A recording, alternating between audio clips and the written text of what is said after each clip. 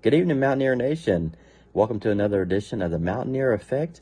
I'm your host, Marcus Dean. Welcome into the show. This week's show is going to be a little bit different. We're going to be adding basketball into the equation for this show. So we're going to start off this evening's show with a look at WVU hoops because it's coming up for this season. I'm really excited about this season that's coming up. I think it's going to be a really interesting season. I could definitely see a big tournament run, especially since we got some great news here just a few days ago. Looks like Oscar, hopefully I don't butcher this name. Again, if I do get it wrong, please do let me know. I want to know, make sure I get it right. Oscar Tshiebwe, a big-time player for the Mountaineers for last year. He was one of the highest recruits ever in West Virginia basketball history.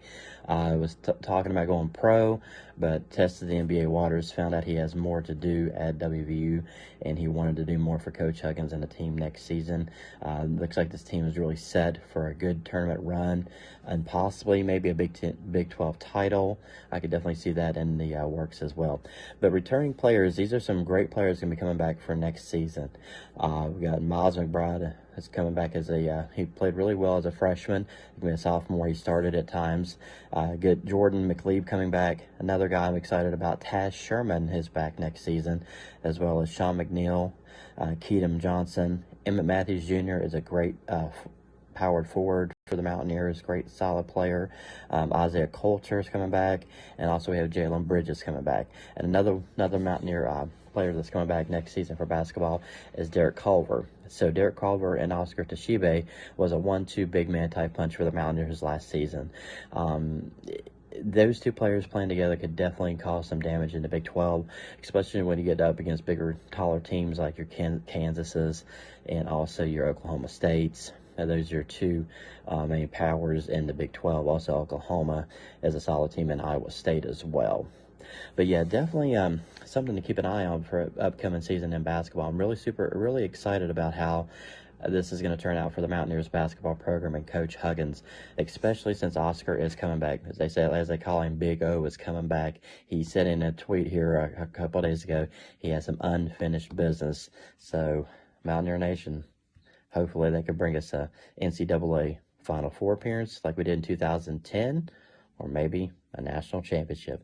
I don't know. Time will tell. We do have one scholarship remaining for 2021 or 2020. Shoot. We do have one scholarship remaining. A little bit of a tongue twister here for 2021. And we do have a guard we're going out as a combo guard. A gentleman by the name of Seth Wilson, a 3-star shooting guard out of Lauren, Ohio, who's looking at the Mountaineers very favorably at this time. Now that's a look at basketball. Let's move along to football, and Neil Brown and staff see what the Mountaineers got going on here in football.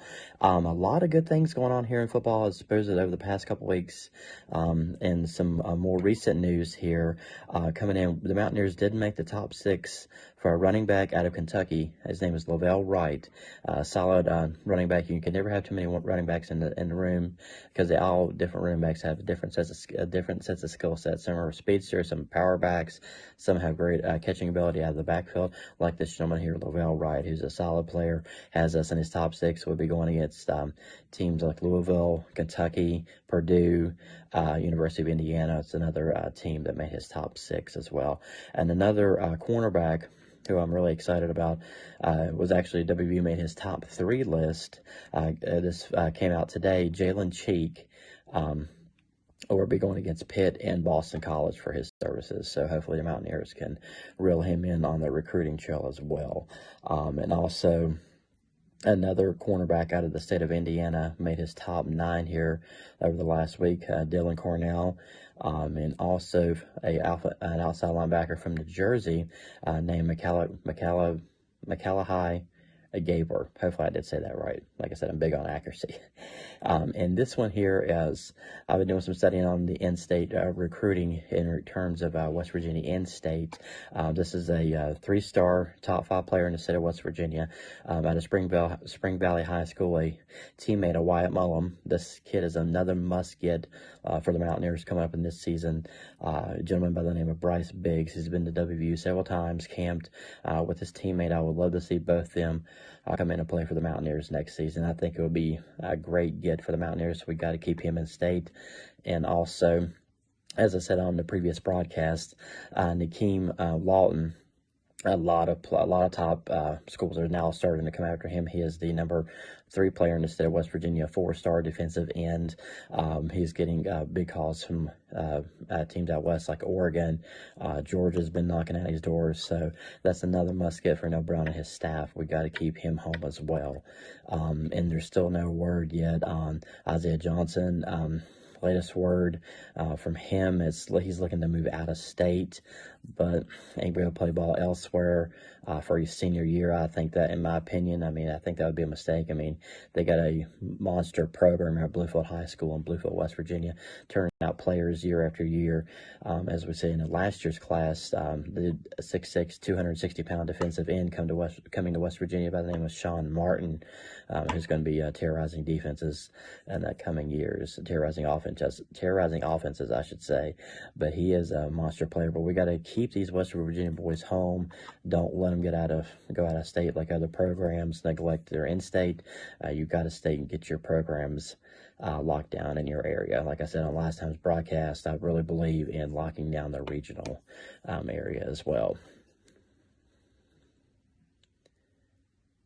And that will conclude tonight's broadcast. We'd like to thank you for taking a ride here with us through the Mountaineer Effect. If you like what you hear, and if you'd like to see some more of the product, please let us know.